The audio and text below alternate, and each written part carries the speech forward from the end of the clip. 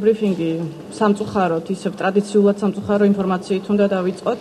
კერძოდ კი გულისხმობ ტირზნისის ინციდენტს. Ცელდება ამ წუთებში ჯერჯერობით ინფორმაცია, რომ იგეგმება სასამართლო პროცესის ჩატარება დღეს, თუმცა ჩვენ არანაირი ინფორმაცია არ გვაქვს იმის თაობაზე, რა პირობებში წარიმართება ეს სასამართლო პროცესი, არ ვფლობთ ინფორმაციას რეალურად იმის თაობაზე, რა მდგომარეობაში იმყოფებიან მოზარდები. საერთაშორისო ორგანიზაციები ჩართული არიან ამ საკითხში, ჩვენ აქტიურად თანამშრომლობთ შეძლების დაგვარად მათთან, თუმცა ჩვენი შესაძლებლობები შეზღუდულია. ვთხოვთ და მოვუწოდებთ ყველა საერთაშორისო ორგანიზაციას, რომელსაც კი რაიმე სახის ბერკეტი გააჩნია სამწუხაროდ ჩვენგან განსხვავებით ვითარების განუხტაში შეიტანოს წვლილი.